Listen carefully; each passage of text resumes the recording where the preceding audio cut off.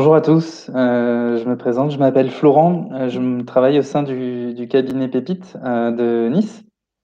Aujourd'hui, on a la chance d'accueillir Claire, qui est une de nos clientes. Bonjour Claire. Bonjour Florent. Et qui va du coup nous parler de ces techniques de confinement productif. C'est un petit peu le cœur de métier de son entreprise. Donc je vais la laisser se présenter plus en détail. J'ai l'impression que tout le monde nous entend. Donc Claire, je te laisse la parole. Merci Florent.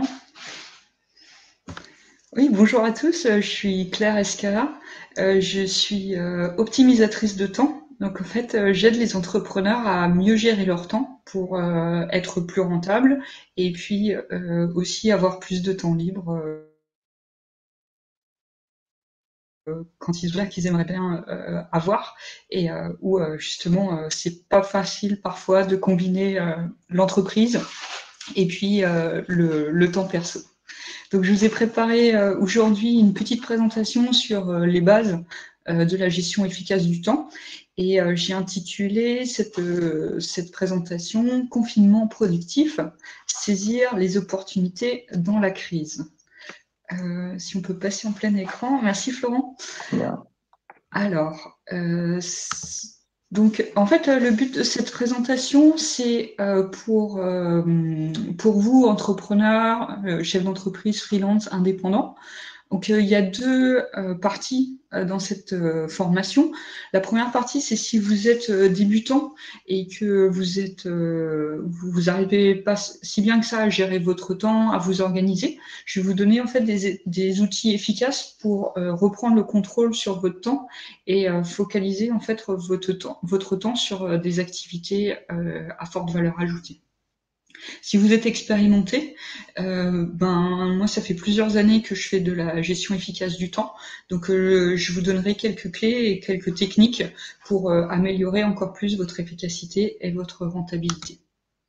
Le but de cette formation, c'est surtout en fait de vous montrer que pour réussir, pour atteindre ce qu'on veut dans notre vie, pour atteindre nos rêves, il faut pas remettre à demain mañana la mañana, comme ils disent les Espagnols, mais vraiment investir du temps.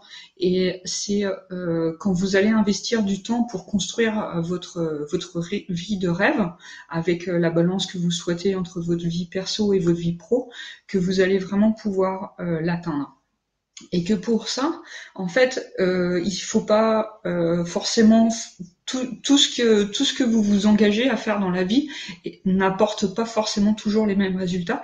Et donc, il faut savoir trier parmi tous les engagements que vous avez dans la vie, parmi toutes les stratégies que vous avez qui sont possibles pour faire tourner votre business, savoir en fait lesquelles sont les plus pertinentes et lesquelles vous rapportent le plus de résultats, et donc sur lesquelles il faut vous focaliser le plus. Ce que j'aime bien pour commencer, c'est donner une citation de Jim Rohn. Donc Jim Rohn, c'est un des références américaines de développement personnel, et il a ces deux citations. La première, c'est que le temps, c'est plus précieux que de l'argent, et vous pouvez toujours obtenir plus d'argent, mais vous ne pouvez pas obtenir plus de temps.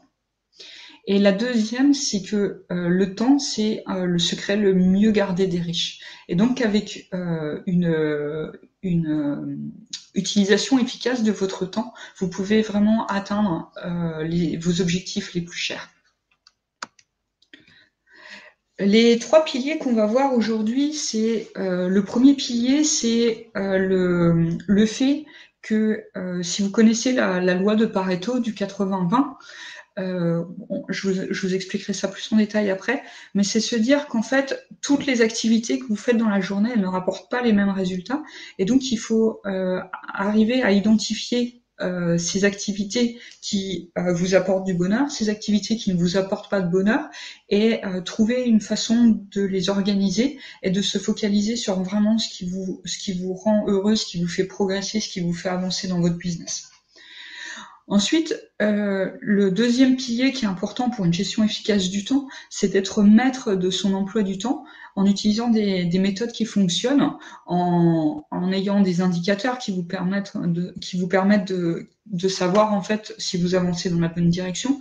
Donc par exemple, ça va être mettre en place des métriques, par exemple pour connaître l'efficacité de vos méthodes de prospection, pour savoir où sont vos viviers de clients, pour savoir si des pubs Facebook sont efficaces ou pas. Ça peut aussi vous permettre d'évaluer en fait quels sont les clients que vous préférez, vos clients idéaux, ceux qui vous apportent de l'énergie et auxquels vous contribuez beaucoup, et puis ceux qui vous prennent plutôt du temps parce que des fois on a des clients un peu chiants. J'imagine que vous aussi. Et ensuite, le troisième pilier, c'est vraiment d'utiliser votre temps dans une direction vers un objectif. Donc, c'est se fixer des objectifs. Et pour ça, j'aime bien utiliser l'image du GPS. Vous savez, si vous voulez aller quelque part, vous montez dans votre voiture, vous mettez en route le GPS. Le GPS identifie où vous êtes, où vous voulez aller, et là, il vous propose plusieurs chemins pour arriver à votre destination. Ben, en fait, une bonne utilisation du temps, c'est un peu la même chose. C'est savoir où vous en êtes avec votre utilisation de temps, avec votre business, quels sont les points qui vous satisfont, quels sont les points qui vous satisfont moins, où est-ce que vous aimeriez bien aller, et puis une fois que vous avez le point de départ et la destination, vous allez pouvoir réfléchir à différents chemins pour y aller, et puis prendre le chemin qui vous convient le mieux ou qui est le plus efficace. Alors au début en fait ça paraît assez difficile parce que on se dit ok j'ai plein de choses à faire toute la journée, comment je fais, je cours toute la journée, j'ai pas le temps de prendre de la réflexion, de faire le tri entre mes clients parce que il faut que je vive, que je rentre mon chiffre d'affaires. Et donc je voulais vous raconter une petite histoire et c'est on retourne dans le temps dans le 6 mai 1954 et donc ça c'est un extrait du Daily Express, le journal anglais, et donc c'était la première fois que le record de courir 1 mile en dessous de 4 minutes avait été battu. Et donc depuis toujours, personne n'avait réussi à battre ce record de parcourir 1 mile en dessous de 4 minutes. Et le 6 mai 1954, Roger Bannister arrive à faire ça. Et ce qui se passe derrière, c'est qu'en fait, 46 jours plus tard, quelqu'un d'autre, donc John Landy, il fait à nouveau ce record. Et en fait, ce que ça nous apprend, c'est que souvent, on se dit oui, mais c'est pas possible de gérer mieux mon temps. Je fais tout ce que je peux, j'essaye d'aider tout le monde et j'arrive pas. Je cours toute la journée, j'ai trop à faire. J'ai mes clients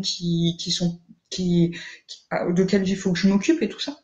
Mais en fait, c'est de réaliser qu'il y a plein d'outils en fait qui ont été développés depuis des années et qui permettent de bien gérer son temps, et qu'en fait ces outils, même si à l'heure actuelle vous vous dites que c'est pas possible, que vous avez pas le temps en fait de mettre ces outils en place, en fait, en mettant ces outils en place, vous pourrez arriver à une autre situation qui va vous permettre d'avoir du temps pour vous focaliser sur des activités à plus haute valeur ajoutée, à plus forte rentabilité. Et pour illustrer ça, en fait, je voulais vous raconter mon histoire. Donc, j'ai 39 ans et 10 mois. Et j'étais chef de projet, je faisais des médicaments pendant plus d'une quinzaine d'années, pendant 18 ans.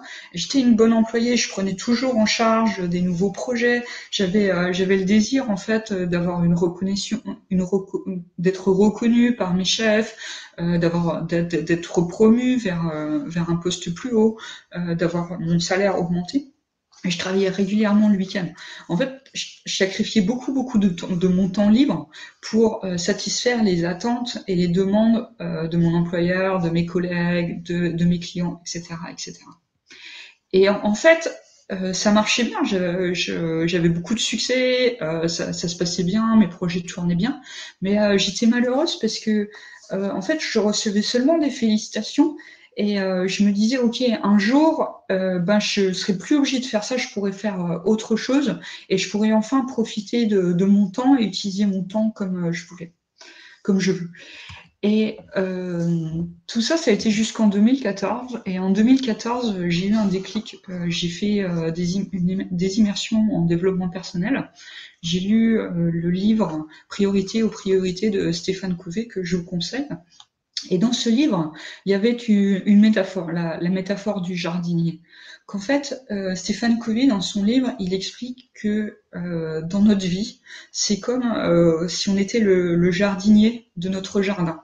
Et vous savez très bien, un jardinier, en fait, il va pas au printemps planter ses graines de tomates, et puis il revient en septembre et il fait «Oh, mais c'est génial, j'ai des tomates». Non, il fait pas ça. Le jardinier, en fait, il va falloir qu'il prépare la terre, qu'il sème les graines, qui désherbe, qu'il amène des engrais, qui prenne soin en fait de ses tomates, qui les arrose. Et c'est seulement en fait s'il cultive et s'il investit du temps dans son jardin que son jardin devient beau et qu'il a les fruits qu'il attend. Et en fait, dans la vie, c'est la même chose. Souvent, on se dit un jour ça sera mieux et un jour je pourrai faire autrement. Mais en fait, si on n'utilise pas son temps pour faire autrement dès maintenant, on décale ça dans le futur et en fait, on ne va jamais prendre le temps de faire pour faire les choses différemment. De là, en fait, ça m'a fait découvrir d'autres livres, comme peut-être des livres que vous connaissez. Il y a la semaine de 4 heures de Tim Ferriss, qui explique comment mettre en place des systèmes automatisés, comment désencombrer son emploi du temps. Il y a des livres comme Getting Things Done qui apprennent en fait à sortir la charge mentale de tout ce qu'on a à faire et de la mettre dans un système organisé. Le principe 80-20, donc la loi de Pareto, qui explique qu'en fait tous nos efforts ne nous rapportent pas les mêmes bénéfices, et donc qu'en fait il faut trier nos actions pour se focaliser sur les actions qui rapportent le plus. Ensuite, il y a beaucoup d'articles, peut-être que vous connaissez Harvard Business Review, et il y a des excellents articles dedans sur la gestion du temps. Il y avait une édition, par exemple, l'été dernier sur devenir maître de son temps. Et tout ça, ça m'a fait créer ma propre méthode de gestion efficace du temps qui s'appelle la méthode GET. Donc dans la méthode GET, le but c'est premièrement d'analyser son emploi du temps, comment on utilise son temps actuellement.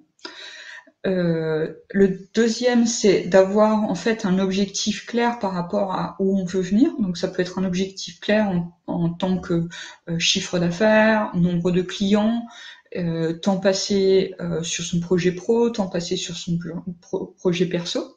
Et puis le troisième point, c'est se débarrasser en fait de ce qui nous freine pour arriver à ce but.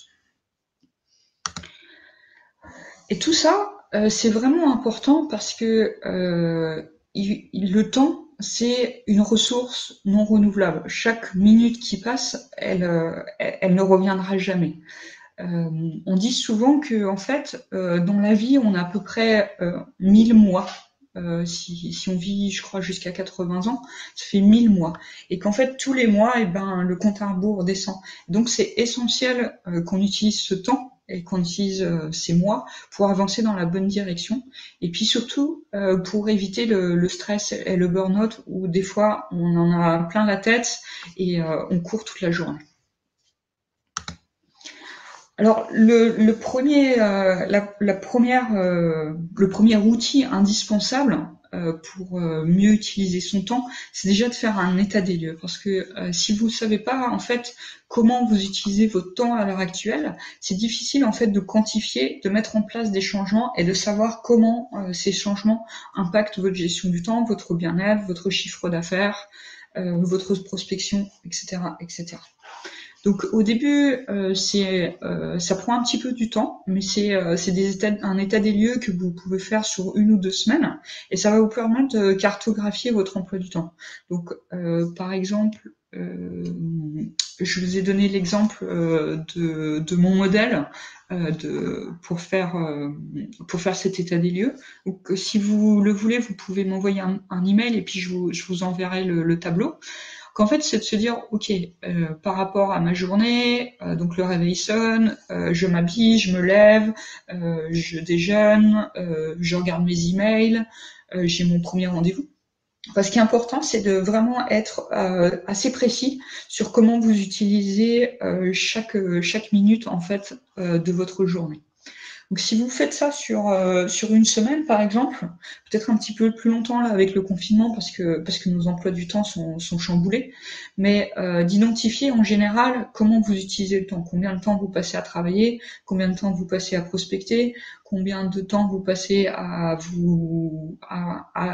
travailler votre visibilité sur les réseaux sociaux, sur Internet, sur YouTube, combien de temps vous passez à travailler pour vos clients, etc., etc. Une fois que vous aurez cette cartographie, ce qui va être indispensable, c'est d'identifier comment le temps que vous utilisez dans votre semaine, comment cela nourrit vos objectifs à long terme. Donc là, ce que je vous invite à faire, c'est dans la prochaine semaine, bien cartographier comment vous utilisez votre temps, et puis ensuite vérifier comment ce temps il contribue à ce que vous voulez vraiment dans la vie. Il y a quelques outils indispensables en fait pour faire cette analyse. La première, c'est ce que je vous disais, c'est la loi de Pareto. Et donc, ce que vous pouvez voir avec ce petit schéma, c'est que donc Pareto, c'est un économiste du 19e siècle.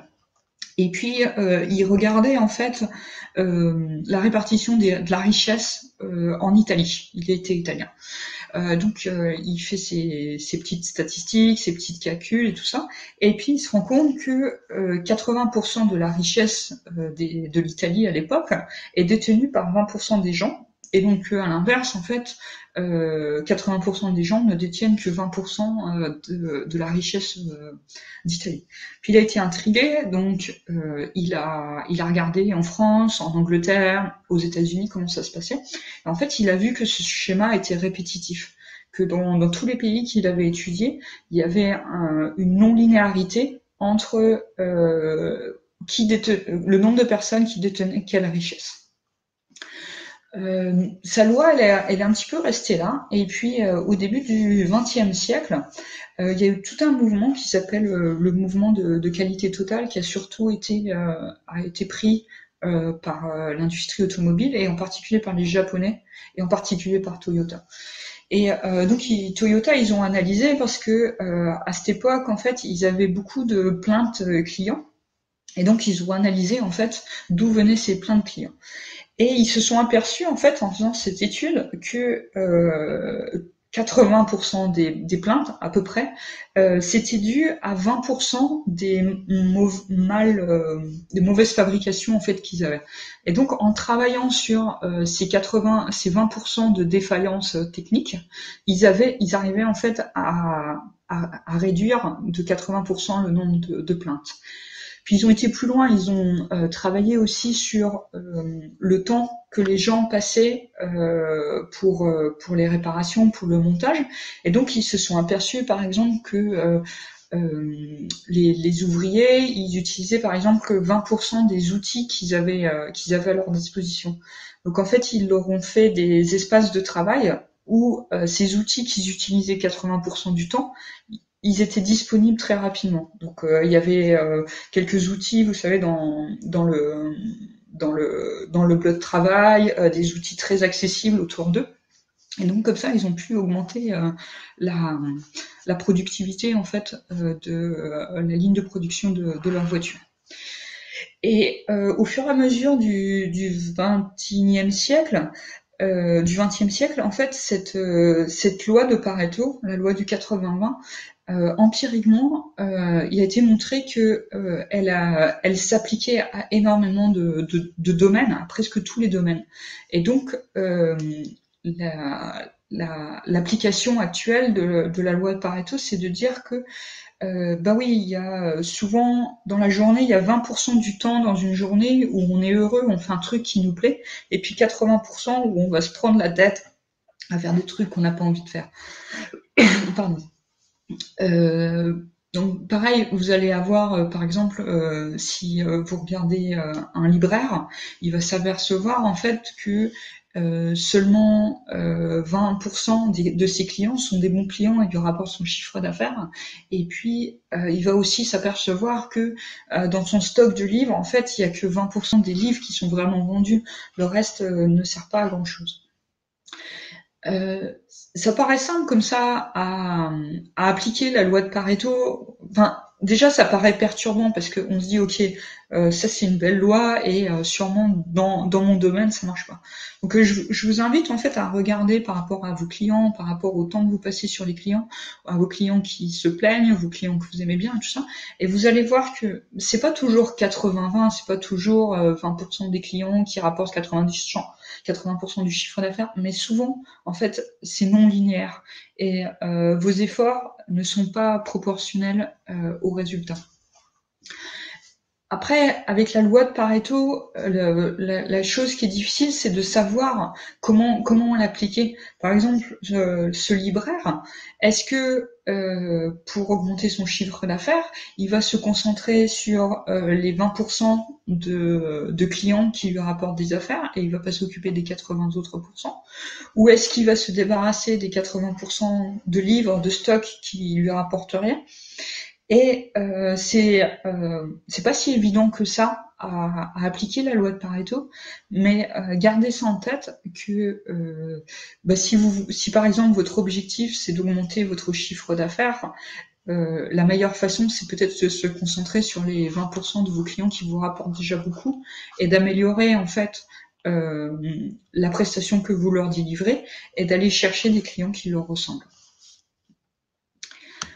Ensuite, le deuxième outil qui est important à garder en tête quand vous allez analyser votre emploi du temps, c'est de vous dire que vous avez 10 rôles dans votre vie.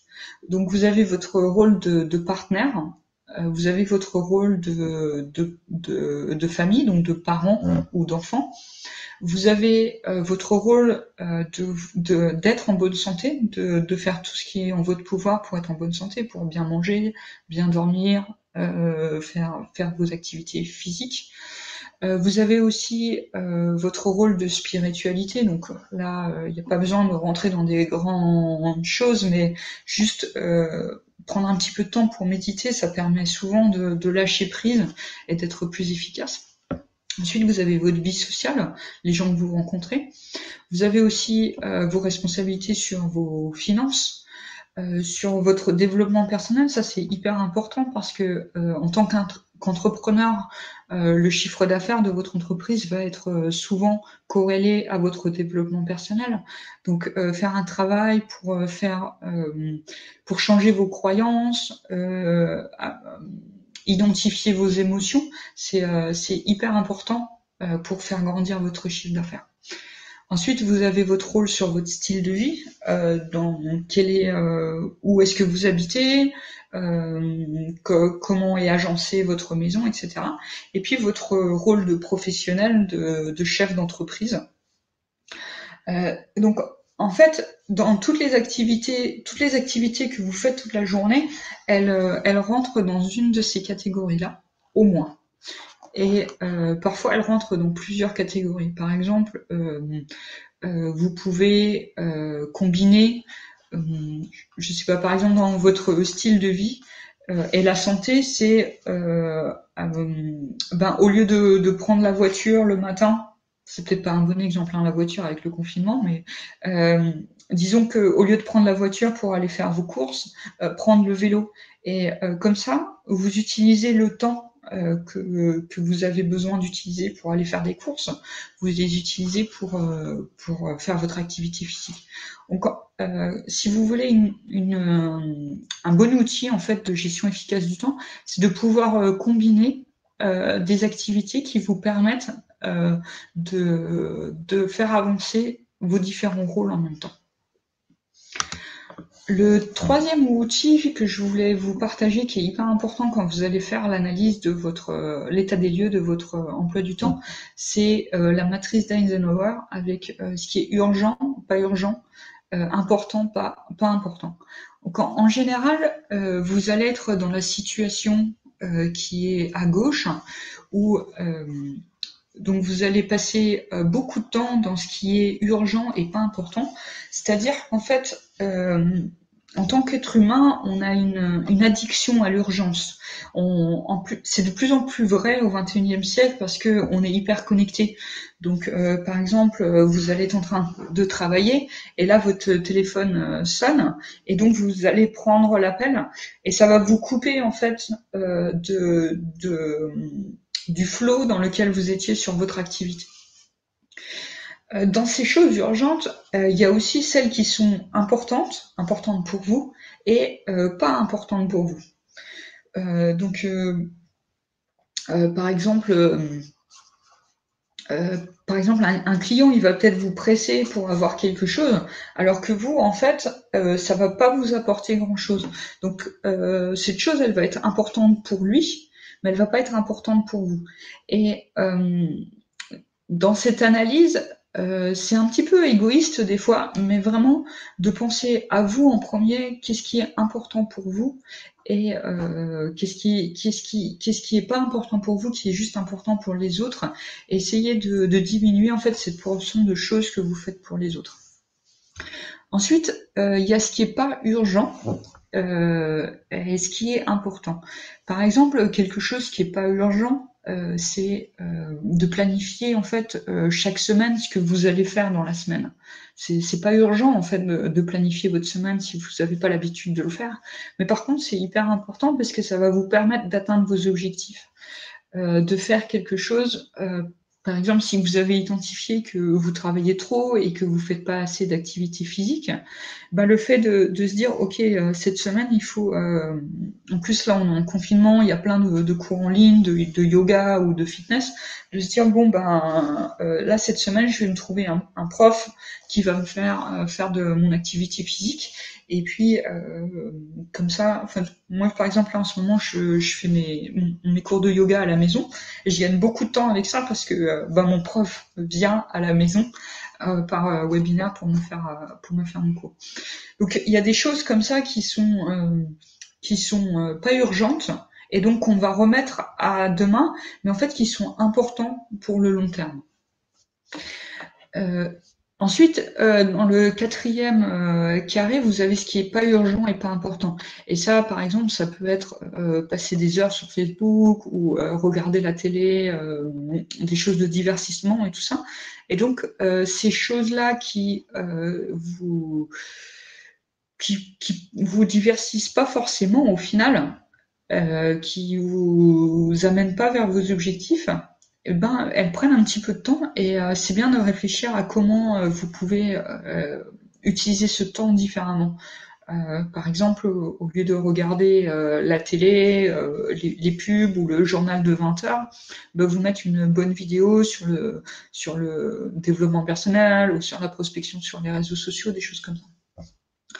Et l'idéal, en fait, d'après Stéphane Covey dans son livre Priorité aux priorités, c'est en fait de passer le temps que vous passez sur des choses pas urgentes et importantes, de l'augmenter significativement en le passant d'à peu près 15% à 65-80%. Et il faut que vous voyez ça un petit peu comme votre voiture. Vous savez, en fait, votre voiture, ben, vous avez deux solutions. Soit vous pouvez l'utiliser et puis vous dire, ok, bah, le jour où elle sera cassée, j'irai chez le garagiste la faire réparer. Et donc là, souvent, ben, elle va casser le jour où il faut pas parce que vous avez un rendez-vous important et ça va être la galère, ça va vous mettre en colère et vous allez vous en vouloir. Ou alors, bah, vous pouvez faire la maintenance de votre voiture comme le conseille le mécanicien, et puis en fait que votre voiture elle ait moins tendance à tomber en panne. Et cette idée, en fait, dans votre emploi du temps, c'est la même chose. C'est que, par exemple, pour les activités physiques ou pour manger correctement, vous pouvez vous dire, ben, c'est pas important aujourd'hui, je vais aller au McDo et puis je vais me prendre un burger. Mais en fait, à long terme, tout ça, ça va s'accumuler avec l'effet cumulé, et puis ça va vous amener dans une direction vers laquelle vous voulez pas. Et Par contre, si vous investissez votre temps, si vous entretenez, par exemple, votre physique en faisant de l'activité physique tous les jours, eh ben c'est une spirale vertueuse qui va vous permettre d'entretenir votre machine, comme je peux dire, et sur la durée, en fait, d'être plus performant et d'aller plus loin. Donc, si vous gardez en tête ces outils, donc la loi de Pareto, vos rôles dans votre vie, et puis la matrice d'Eisenhower avec l'urgent, pas urgent, important, pas important, vous allez pouvoir faire un bilan de votre emploi du temps. Donc, vous allez regarder dans votre bilan de l'emploi du temps quelles sont les activités sur lesquelles vous avez dû passer du temps, par exemple, la semaine prochaine. Est-ce que ces activités, elles sont récurrentes ou est-ce que il va découler de nouvelles activités? Bon, si elles ne sont ni récurrentes et qu'il en découle aucune activité, c'est bon, vous pouvez laisser tomber cette activité-là, vous n'aurez plus à la refaire et on n'en parle pas. Par contre, si c'est récurrent ou si ça vous fait faire d'autres activités, c'est est-ce que vous êtes motivé pour faire cette activité ou pas? Si vous êtes motivé, ok, c'est parfait. Vous pouvez la mettre de côté dans votre to-do list. Si vous n'êtes pas motivé, regardez en fait, est-ce que c'est une obligation? Si c'est une obligation, ben, vous allez être obligé de la faire. Donc on verra ça plus tard, comment on traite cela. Mais disons que vous la gardez, vous la mettez dans votre liste des tâches à faire. Par contre, si c'est pas une obligation, si ça vous saoule, essayez au plus possible d'éliminer. Ça peut être des trucs tout simples, par exemple. Vous pouvez vous dire que vous aimez pas, par exemple, passer l'aspirateur chez vous ou passer la serpillière. À l'heure actuelle, il y a des robots qui passent l'aspirateur, qui passent la serpillière. Et donc, ça peut être en fait arrêter de faire une tâche parce que vous avez trouvé un système différent pour le faire. Et c'est peut-être j'ai que 1 heure pour vous expliquer ça, donc peut-être vous voyez pas l'enjeu qu'il y a derrière, mais en fait, si vous regardez toutes les tâches que vous avez dans la journée, vous allez voir que vous allez pouvoir économiser un nombre incroyable en fait de temps en vous focalisant sur les trucs qui sont vraiment obligatoires et en enlevant les trucs où vous perdez du temps dans votre journée. Et il y a des chances que à terme vous vous aperceviez que en fait, si vous mettez ça en place, peut-être dans 1 an vous allez vous apercevoir que 80% des tâches que vous faites aujourd'hui, dans 1 an vous allez plus les faire parce que vous aurez trouvé des moyens différents de les faire et vous serez refocalisé sur l'efficacité et la rentabilité. Ce qui est intéressant aussi à faire dans tout ça, c'est d'avoir votre liste de to-do, de choses à faire, et aussi d'avoir votre liste de not to-do, les choses que en fait vous voulez plus faire. Par exemple, je sais pas, ça peut être peut-être que vous regardez vos emails plusieurs fois par jour et vous dire ok, mes emails, je les regarde le soir en fin de journée, ou je les regarde à 11h ou à midi quand j'ai un petit peu moins d'énergie pour travailler, mais j'arrête de regarder mes emails première chose le matin, parce que si vous regardez vos emails première chose le matin, il va y avoir un truc qui va vous faire un autre truc et tout ça, et puis d'un coup vous regardez l'heure et hop, il est 11h ou il est midi et le temps a passé. Merci Leslie pour ton message sur le schéma, je le donnerai à Florent pour qu'il le transmette. Donc, où on en est maintenant? Donc, vous avez fait un état des lieux parce que c'est important que vous sachiez où vous en êtes à l'heure actuelle avec votre temps. Vous avez analysé comment vous utilisez votre temps. Vous avez éliminé les actions en fait qui sont pas importantes, pas urgentes ou juste qui sont pas importantes. Et la dernière chose que je voulais vous partager aujourd'hui, c'est comment vous vous organisez. En fait, je sais pas si vous avez remarqué, mais dans la journée, on a plein de choses qui nous arrivent Et puis, par exemple, on va se dire ah ouais, ça c'est génial. Je sais pas, il y a un client qui m'a dit d'aller voir telle vidéo ou un truc comme ça. Et donc, en fait, toutes ces choses-là, vous les accumulez dans la tête, et puis vous vous dites, ok, il faudra que je le fasse un jour, et puis vous n'avez pas le temps, et vous vous remettez. Euh, et, euh, et en fait, ça vous prend beaucoup de charge mentale. J'avais un de mes clients, en fait, il travaille avec des entreprises du CAC 40. Il fait une prestation de coaching sur des outils numériques, hein, sur Google. Et puis, il fait la prestation et en fait le mandataire de la prestation il lui fait j'ai absolument besoin du devis parce que dans le processus d'achat dans ma boîte multinationale il me faut le devis. Donc en fait mon client ça faisait des mois qu'il devait faire ce devis, que une fois par mois son client lui envoyer un rappel en lui disant écoute Thierry, j'ai toujours pas ton devis, j'ai vraiment besoin de ton devis pour finaliser le dossier en fait au département des achats quoi. Et, euh, et donc je lui disais mais pourquoi est-ce que tu as une assistante et tout, pourquoi est-ce que tu dis pas à ton assistante de le faire? Il me dit bah écoute il y en a le devis j'ai dans ma tête, il y en a pour 3 minutes à l'écrire, je vais pas donner ça à mon assistante. Puis je lui dis bah tu peux le dicter, t'as plein de méthodes en fait pour le donner. Puis je le revois une semaine après et il me fait ah ben en fait j'ai fait le devis et tu vois comme je te l'avais dit ça m'a pas pris beaucoup de temps, ça m'a pris 3 minutes en fait chrono en main. Et là je lui dis mais tu réalises qu'en fait ça fait 6 mois que probablement tu y penses tous les jours à ce devis et que en plus ton client il est pas satisfait du service client parce qu'il t'envoie des emails de rappel pour que tu lui fasses le truc. Et donc, en fait, Thierry, il s'était pas aperçu que cette tâche banale de faire un devis, eh ben, ça lui avait pas pris 3 minutes sur 6 mois, mais probablement 3 minutes fois 6 mois fois 30 jours, etc. Donc, je sais pas, mais j'imagine, donc ça fait 180 jours à 3 minutes par jour. Vous imaginez à peu près le temps que ça représente des heures, en fait, où il a utilisé son cerveau, son énergie pour penser à ça. Et c'est ça qui est super efficace, c'est de se dire notre cerveau, on l'utilise à l'heure actuelle comme une mémoire vive pour retenir les choses qu'on a à faire. Mais en fait, notre cerveau, il est beaucoup plus malin que ça, il est beaucoup plus créatif. Comment est-ce que mon cerveau, je peux arrêter de l'utiliser comme un pense-bête? Comment je peux me créer un vrai pense-bête qui me permette en fait de plus avoir à penser à tout ça?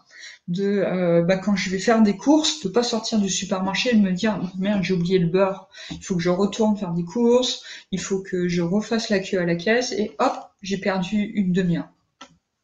Et pour ça, moi j'aime bien ce qui est papier. Après vous pouvez faire ça sur ordinateur. Mais en fait c'est de prendre un organisateur, une ramette de papier, un stylo, votre agenda, des pochettes plastifiées, et en fait de vous dire maintenant que votre cerveau il vaut beaucoup mieux que d'être la mémoire vive de votre to-do list, et que votre to-do list il faut que vous la mettiez sur papier. Mais l'idée, en fait, c'est pas de faire une to-do list. Je suis complètement contre les to-do list j'en ai pas là d'ailleurs, où vous avez plein de trucs à faire, où vous barrez et tout ça. L'idée, en fait, c'est de structurer et d'économiser en fait votre énergie par rapport aux to-do list. Donc, ce que vous pouvez faire sur une to-do list, c'est pour votre système d'organisation, c'est déjà d'avoir 5 catégories de choses dans votre organisateur. C'est ce qui est archivage. Par exemple, l'archivage, ça va être, je sais pas, votre dossier pour les impôts pour 2020. Ça va être des bouquins, ça va être des PDF, des choses comme ça. Mais ça, c'est de l'archivage, c'est pas des trucs que vous avez à faire, c'est juste des choses que vous voulez garder. Ensuite, vos références, ça va être, par exemple, garder certains codes de connexion. Moi, j'ai certains codes de connexion que j'écris. C'est pas la meilleure des solutions, mais d'avoir certains procédures, choses que vous faites, que vous avez en fait à disponibilité et que vous pouvez faire hyper rapidement. Par exemple, quand vous faites une publication sur les réseaux sociaux, de se dire bon ben premièrement j'écris ma trame. Ma trame, elle ressemble à ça. Deuxièmement, je fais une relecture. Troisièmement, j'ai une checklist sur l'orthographe. Quatrièmement, je publie sur Facebook. Ensuite, je fais un mailing ou des choses comme ça. Donc d'avoir des procédures en place qui vont vous permettre en fait de plus réfléchir chaque matin ce que vous avez à faire, mais de suivre en automatique une trame. Ensuite, vous allez aller avoir un dossier qui va s'appeler peut-être un jour. C'est des choses que vous dites, oh ouais, ça serait intéressant de faire, mais là, j'ai pas le temps et c'est pas important, donc je le mets dans cette catégorie-là. Ensuite, vous avez les choses à faire, soit les choses à faire aujourd'hui, soit les choses à faire demain, à une date spécifique ou en général. Et puis après, vous avez vos projets, vos différents projets avec des sous-dossiers. Comment vous allez utiliser ça? Vous vous rappelez tout à l'heure, on avait ce schéma ici. Donc les activités que vous avez fait la semaine dernière, est-ce que c'est des activités récurrentes ou avec de nouvelles tâches? Oui. Est-ce que vous êtes motivé par le faire ou est-ce que c'est obligatoire? Oui. Et là, ça arrive dans votre to-do list. Donc cette to-do list, on va la reprendre ici. Et ce qui est intéressant, c'est au lieu de faire une feuille, c'est pas la partie la plus écologique de ma méthode, mais c'est la partie qui marche le mieux. C'est en fait, au lieu d'avoir une feuille avec tous vos to-do list, aller faire les courses, faire le ménage, ranger mon bureau, envoyer les documents à Pépite pour le bilan, etc., etc. Au lieu d'avoir tout mélangé comme ça sur une liste, c'est en fait de prendre une feuille de papier, un bout de papier, ou de séparer en fait chaque activité. Et de vous dire, ok, pour chaque activité, est-ce que c'est vraiment une action? Par exemple, vous allez avoir garder, j'ai pas d'idée là. Une action, ça va être vraiment quelque chose que vous allez devoir faire. Par exemple, votre procédure pour publier, ben c'est pas une action quoi, c'est une procédure que vous pouvez utiliser.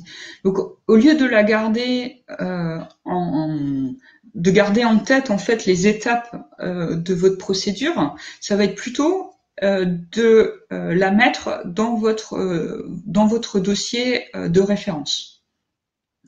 Ou peut-être vous avez gardé vous avez gardé des prospectus et tout ça, peut-être les archiver ou les mettre à la poubelle. Ou alors, une vidéo intéressante que vous n'avez pas le temps de regarder, c'est se dire, ok, je la ferai un autre jour. Ensuite, si c'est une véritable action, est-ce que vous pouvez la faire en 2 minutes? Par exemple, vous allez avoir, donc il faut que je prépare mon bilan pour. Je prends encore des exemples comptables, hein, Florent. Il faut que je fournisse tous les documents à Florent pour le bilan comptable. Donc là, de se dire, ok, est-ce que je peux faire ça en une journée, en 2 minutes, ou est-ce que en fait c'est plein de petites tâches différentes? Si vous pouvez, l'idéal, au début ça prend du temps, mais une fois que vous serez débarrassé de ça, ça sera vraiment hyper productif. C'est de se dire en fait toutes les actions que vous pouvez faire en moins de 2 minutes, c'est les faire sur le champ. Par exemple, moi j'ai reçu là ce week-end un document des impôts qu'il fallait que je scanne pour Florent. Au lieu de laisser ce document-là et puis de me dire ah oui il faut que je scanne ce document et tout ça, hop je mets en route l'imprimante, je scanne, j'envoie, en 2 minutes c'est classé. Après, si vous pouvez pas faire votre action en 2 minutes, c'est de le voir comme un projet, de vous dire ok, pour mon bilan de l'année, il va falloir que je rassemble mes factures, mes notes de frais, tout ça. Et en fait, essayez de lister tout ce qu'il y a à faire à l'intérieur de ce projet pour que vous arriviez à l'objectif de faire votre bilan. Et de vraiment descendre dans les détails en fait de ce projet pour que ça arrive sur des petites actions de 2 minutes ou d'un peu plus, ça peut être des actions d'1 heure, mais pour que ça arrive sur des actions concrètes en fait que vous allez pouvoir mettre en place et où vous allez arrêter de vous faire une montagne de oh merde, il faut que j'envoie tous les documents au comptable. Ben non, en fait, vous allez avoir une liste de choses à faire et puis aujourd'hui, vous allez prendre 10 minutes pour envoyer tel et tel document.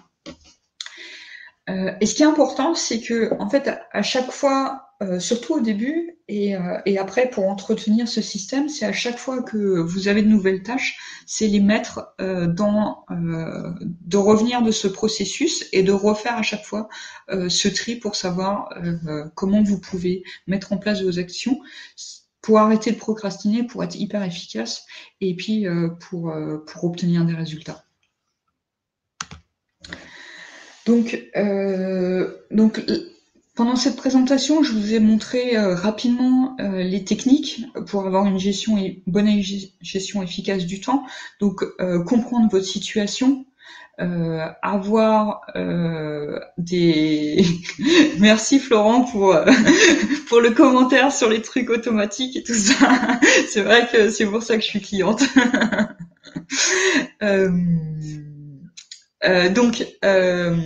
Avoir votre situation, où vous en êtes, comment vous utilisez votre temps actuellement. Ensuite, créer des objectifs SMART. Donc, vous pouvez faire ça dans les deux sens, soit commencer sur le long terme et revenir au moyen terme, au court terme, ou soit à l'inverse, travailler sur ce que vous avez à l'heure actuelle en faisant votre état des lieux et définir par là des objectifs. L'idéal, c'est de travailler sur des objectifs à 3 mois, parce que 3 mois, c'est une bonne période en fait pour mettre en place de nouvelles habitudes et pour avancer efficacement vers un objectif. Et ensuite, à l'intérieur de cette période de 3 mois, vous pouvez faire votre stratégie et puis l'ajuster selon les résultats que vous obtenez. Donc voici, voilà, j'espère que cette présentation vous a permis de voir de nouveaux outils, que ce soit sur comment faire votre état des lieux ou comment trier vos activités. Et puis c'est un chemin vertueux en fait d'aller vers un emploi du temps efficace. Et à chaque fois, à chaque boucle, on peut s'améliorer un petit peu et se diriger de plus en plus vers des activités à forte valeur ajoutée qui vont vous permettre, par exemple, d'être plus rentable ou d'avoir plus de temps pour votre vie perso. Je vois passer des commentaires sur Toogle. Ouais, Toogle, c'est un bon outil pour faire votre état des lieux.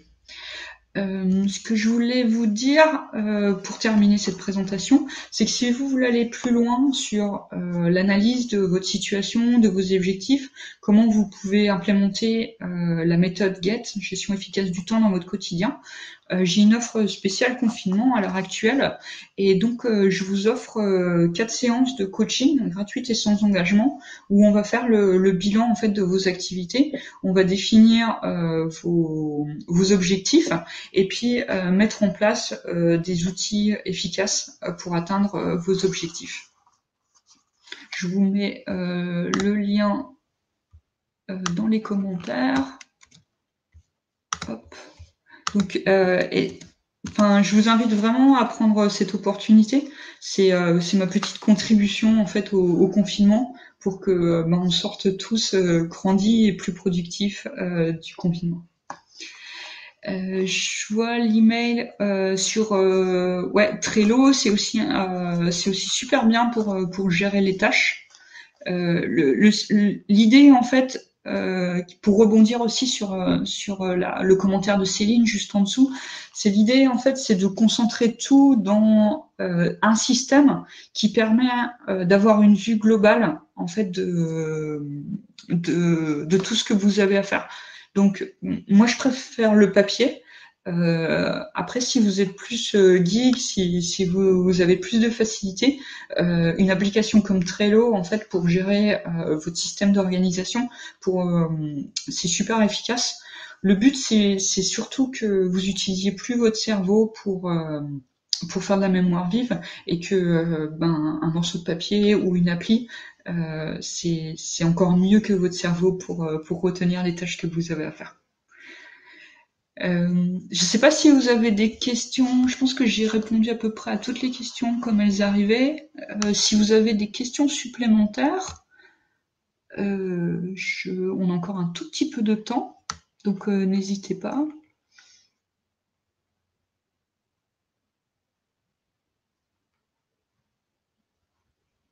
Je pense que j'ai répondu à vos questions au fur et à mesure.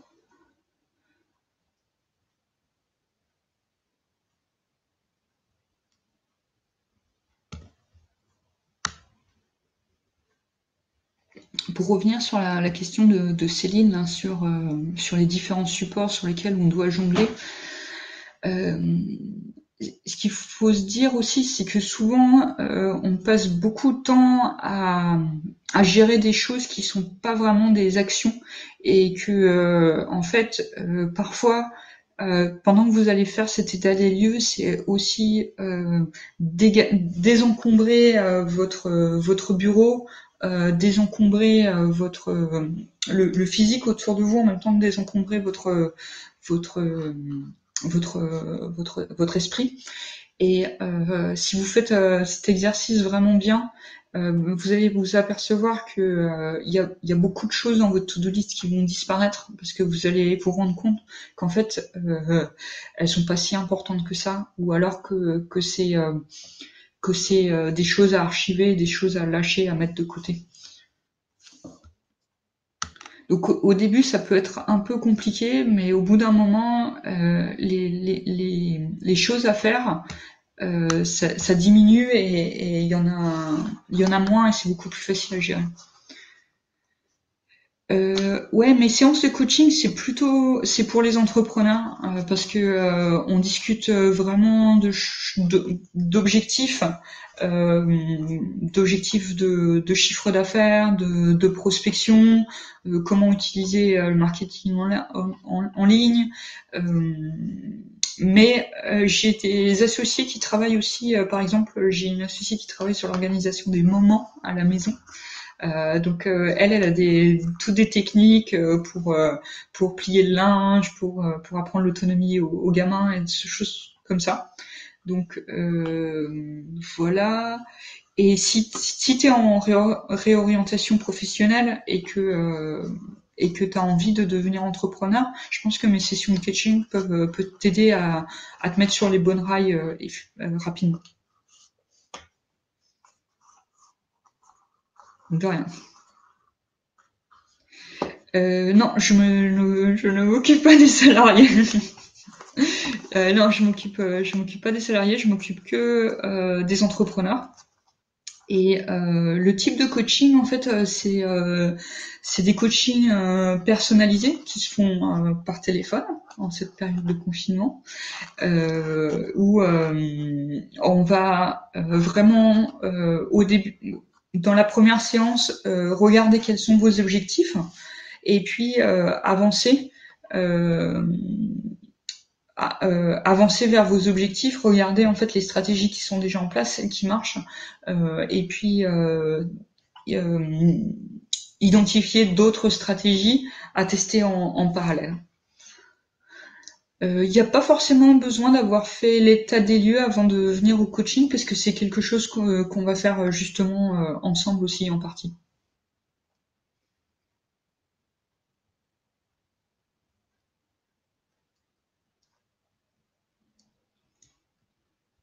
De rien, Jean-Louis.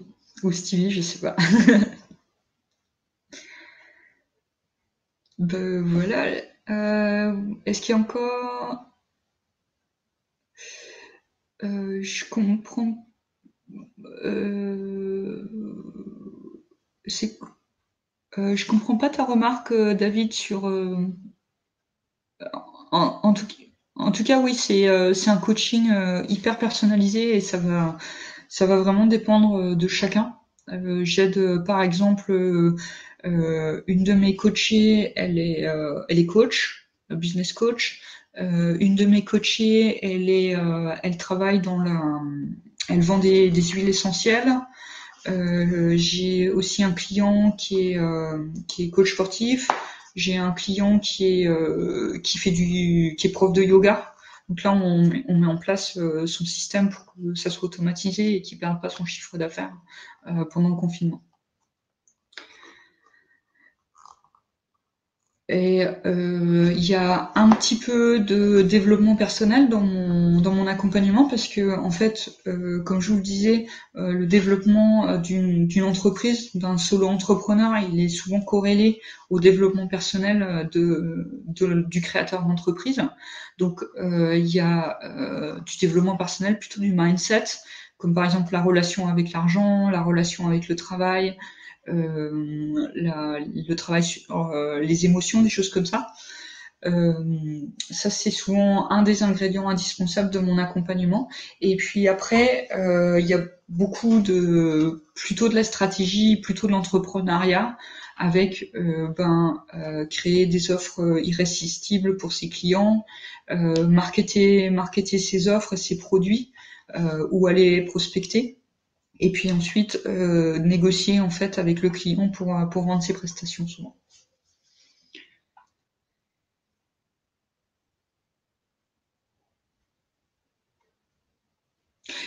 Pour le type d'entreprise à choisir, Du coup, là, Florent, je ouais, reviens. ouais, Euh, Florent va pouvoir Bonjour compléter, je Stéphie. pense. Et je pense que ça nous permettra également de conclure ce webinaire. Nous donnons, oui, des conseils de ce type-là. Je vous invite à regarder sur notre page Livestorm ou à nous suivre directement sur LinkedIn. On a plusieurs webinaires sur le mois d'avril concernant les différents statuts juridiques. Donc, on fait un match SAS contre SARL la semaine prochaine, il me semble. Et un peu plus tard dans le mois, on fait un focus sur la micro-entreprise. Donc, oui, on a ce type d'infos. Donc, n'hésitez pas à nous suivre sur LinkedIn. Et puis, vous avez la liste des webinaires disponibles sur Livestorm. Vous pouvez d'ores et déjà vous inscrire. Ah, merci, Julien. Oui, je suis d'accord avec Julien, c'est très intéressant comme webinaire et puis les conseils sont bien. En tous les cas, je vous enverrai un mail suite au webinaire. Comme ça, vous aurez les différents liens pour regarder. Merci à tous pour votre attention, votre participation. J'espère que ce webinaire vous a plu. Merci Claire d'avoir animé, de nous avoir donné tout ce contenu. Je pense que je vais essayer un petit peu pour moi aussi. Je vous souhaite tous une très bonne journée, puis je vous dis à bientôt. Au revoir. Merci Florent, au revoir à tous, merci.